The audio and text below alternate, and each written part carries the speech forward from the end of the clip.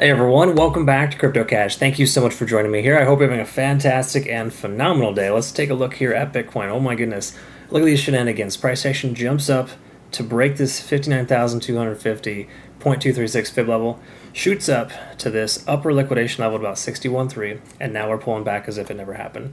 This is cryptocurrency 101, folks. Standard stuff. Let's take a look at the backend data, kind of see what's going on, and just quickly recognize that, this is just pretty much par for the course. Market movers or makers, they effectively like to sweep upper levels of liquidation and get it to pull back. So let's go ahead and see where we're at here for Bitcoin and kind of go from there. And if you are new to the channel, or even if you haven't been new or you've been watching for a while, just hit the like button, comment below if you get a chance. If you could, it really helps grow the channel.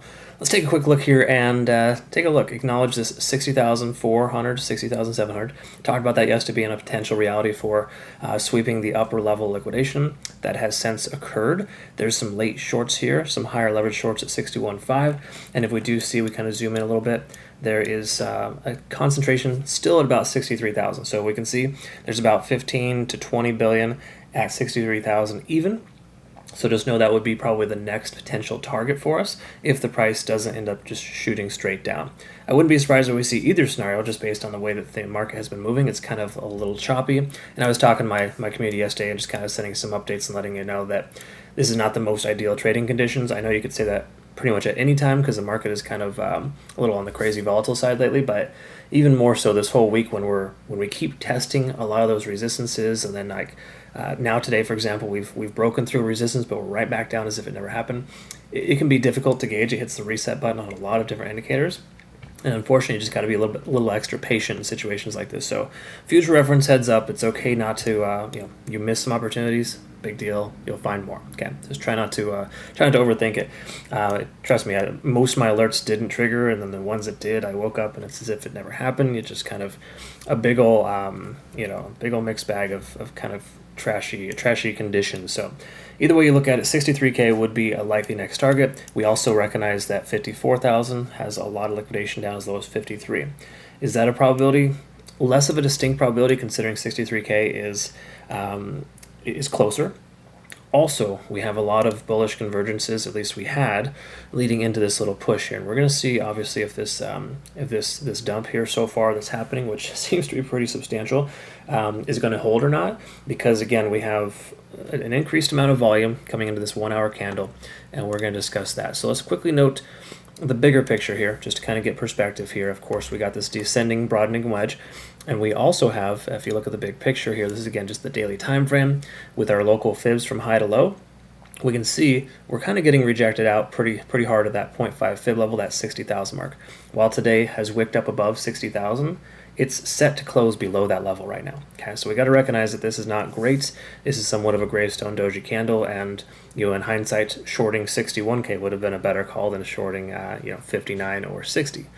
Obviously, hindsight's 2020. We can never cry over spilled milk, but at this point, that's roughly what we're looking at there. So 0.382 is the next support level. Just know 57,500 roughly is that next key support. I'll send this out on our playout chart here in our Twitter, Telegram, and Discord soon, just so you can kind of see it. But it's important to understand the macro movements too, because some folks will focus too much on the hourly or 15-minute time frames and kind of forget the big picture, and it's always relevant to double check that. All right, so let's look at some important stuff here. SMAs, we're still under 50 on the RSI. As I mentioned before, until we break above 50 on the RSI, there's no reason to get super excited. Stochastic is swinging down on the 4 hour, implying that we probably have somewhat of a reversal coming. We can see MACD did just shift its momentum to swing to the upside. This is how funky the market is. Like, we've got a lot of confirming factors letting us know, hey, take a long at 60,000, because everybody feels kind of excited about breaking through that level now. We instantly wake up and this whole market is just upside down. And again, that's just kind of par for the course. So all the more reason why you want to be patient, because we got some conflicting information here. 4 hour time frame is giving us both indications we want to reject out, but we also have good momentum to the upside. I would not say this is good momentum, but again, momentum can shift instantly, as we can see here so far. So this is not a good thing here overall. Ichimoku Cloud, if we take a look, we are right back to testing the upper lead on the cloud. The lagging span is almost no longer free and clear of the price action, and conversion line and baseline are intersecting now. That was a much different story 2 or 3 hours ago. So to anyone who took a long at the top of 60,000, I'm sorry, that's a bummer. I was honestly considering a long around 60K to 59K. Might even still consider that now. Let's actually pull up some closer fibs here, just really quick to kind of refresh here. From our more local low to our more local high, we can see 58,700 is that next area of support. We could also draw out some local fibs here too, as far as like this area here from the most recent low to the most recent high, and see what that looks like. That puts us right at our golden pocket right now here. So if 59,000 doesn't hold here today, this is looking like more potential for downside. So again, do you just instantly open a short right now because we're seeing this? Not necessarily, but this is a lot of volume opening the market here. It's a lot of selling pressure, and that's not great. And again, if we look at the hourly here, we can confirm once again, very similar structure here on the cloud. We're losing all that momentum on the upside. Lagging span is almost intersecting, and of course our the upper and lower lead are right there at about 0.5, 0.382. So again, if we do not close over 59,000 today, it's probably gonna spell some trouble for us. I'm hoping we see a pivot or a bounce off 59K because that is the local support range.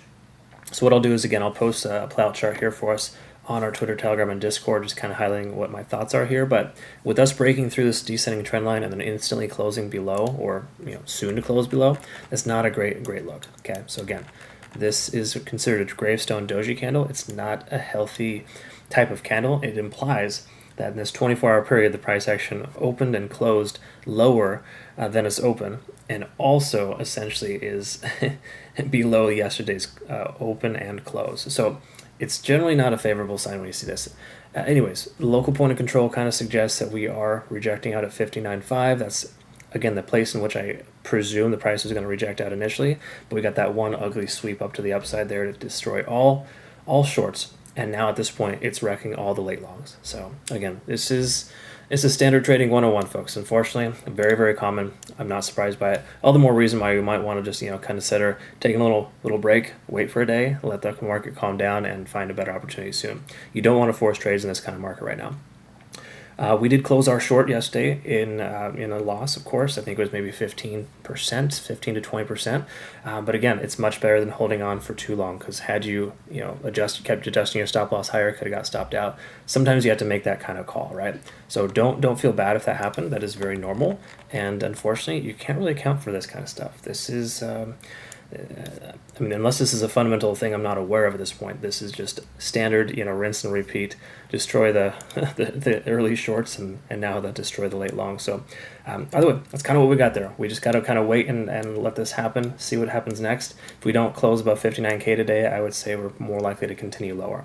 At this point, though, it's still too early to tell. All right, thanks again for watching, folks. Appreciate you. We'll look forward to seeing you in the next one. Hope you have a good rest of your day. Take care.